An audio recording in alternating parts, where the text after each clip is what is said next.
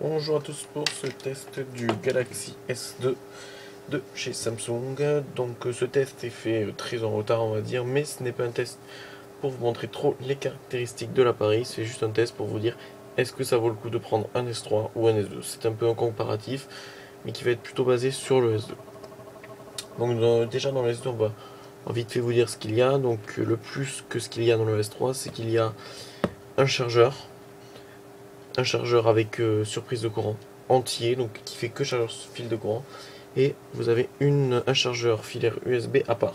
Vous avez les deux, donc c'est vachement pratique. Si vous en perdez un, au moins voilà, vous en avez toujours un de rechange. Que si vous perdez le cordon USB du S3, bah après il faut que vous alliez en racheter un autre, et donc vous ne pouvez plus charger votre S3.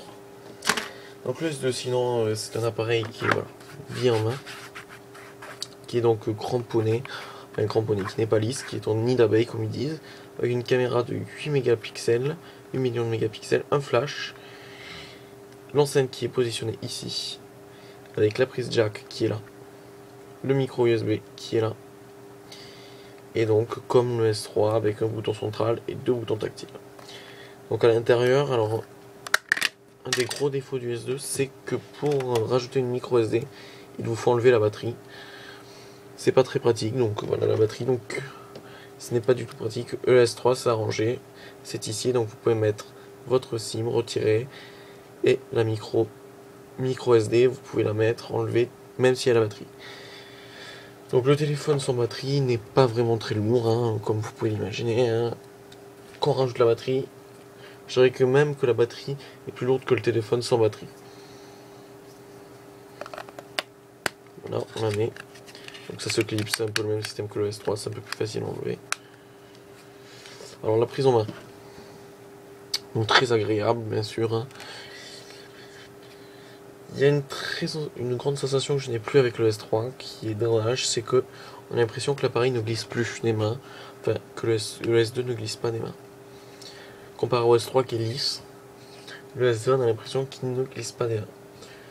Grâce à sa cire d'abeille, après c'est très confortable, il a l'écran qu'il faut. Par rapport au S3 qui est un peu grand pour toutes les mains, donc pour moi ça va, j'ai une grande main, mais pour ceux qui n'ont pas des très grandes mains, c'est sûr que ça peut être moins bien. Voilà. Je repositionne la caméra.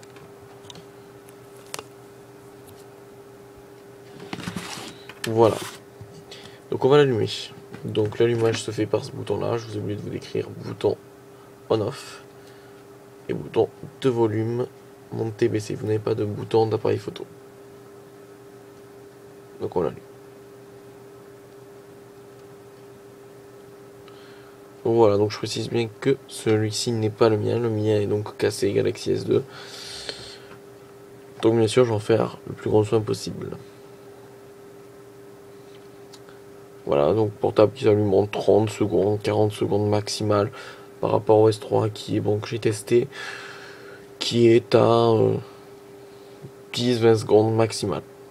Sur celui-là, il faut compter l'analyseur de médias qui est très long. Bon voilà, donc 2h49 samedi 18 août. Okay. Il n'y a pas de carte SIM, donc voilà, il ne demande pas le code SIM. Bon, alors déjà une information qui pourrait plaire certains, qui pourraient peut-être se dire tiens je vais pas l'acheter, il va être mis à jour vers Jelly Bean, donc normalement je n'ai pas de certitude, mais les bruits courts qui seraient normalement mis sur Jelly Bean. Sinon au pire ce que je dis, ce que j'avais fait avant sur mon S2, vous le craquez par Odin, enfin craquez, vous installez une version par Odin, moi c'est ce que j'avais fait quand j'attendais ICS parce que ça m'énervait. Donc après le S2, alors vous voyez déjà son écran qui est quand même bien hein, par rapport à un iPhone 3 qui est cassé bien sûr, voilà. Qui est grand, c'est vraiment pour toutes les mains celui-là. C'est pour ça que pour le S3, il faut mieux avoir des grandes mains, mais bon, je vous dirai la conclusion à la fin. Donc pour le déverrouiller, voilà, c'est sous ICS, donc on va aller vérifier de suite que c'est sous ICS. Paramètres, on va trouver les paramètres. Ce n'est pas le mien, encore une fois. Version d'Android 4.0.3.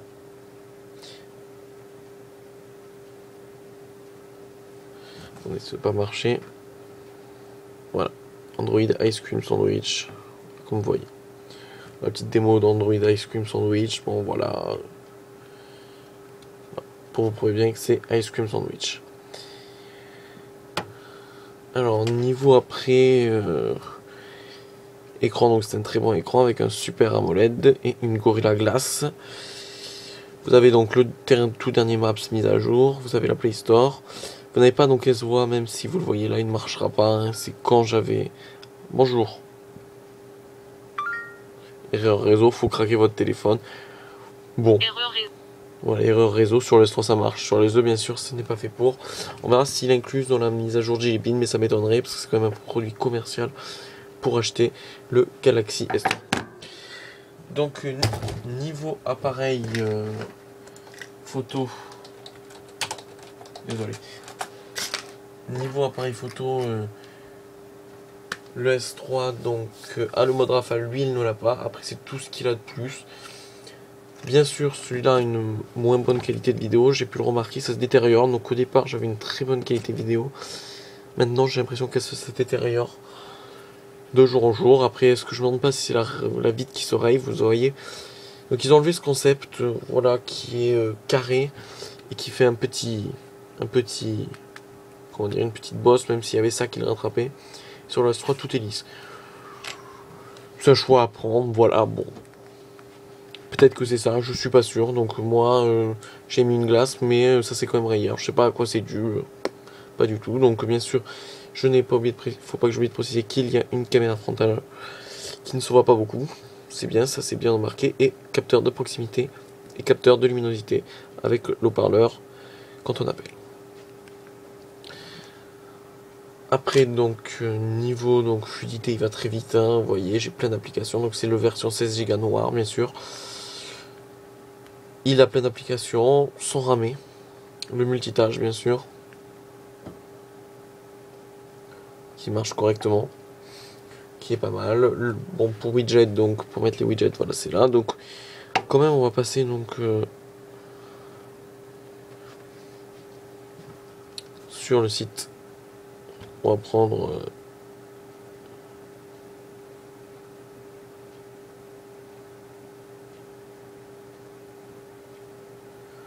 voilà, donc on va prendre un très gros texte. Voilà, je sais pas, ça arrive pas très bien à faire la mise au point. Vous voyez que ça c'est quand même très fluide internet, hein, malgré ce qu'on dit. Pour 2012, c'est un smartphone qui commence à se faire vieux quand même à mon avis, hein, mais qui tient encore le choc. Mais bon, c'est vrai que dans 2-3 mois, il tiendra plus le choc. Dès que l'iPhone 5 sort, à mon avis, ça peut devenir quand même un très vieux appareil, parce que celui-là est donc fait quand même... Cet appareil est d'actualité, donc il a vraiment un concurrent direct qui n'a pas encore évolué, comme l'iPhone 4S, qui est encore un concurrent direct du S2, hein, qui n'est pas concurrent du S3. Donc pour moi, il a encore un rival, c'est le 4S, qui est donc le dernier téléphone de Apple, quand par contre Apple aura fait l'iPhone 5. Le S2 sera donc par contre oublié à mon avis, pas grand nombre. Donc après quoi vous dire, bon, message, appel, bon vous connaissez. Paramètres, bon voilà, vous avez une chose en plus sur le S3, c'est que vous avez le voyant. Attendez, je vais voir si je le S3 à côté de moi. Je vais voir.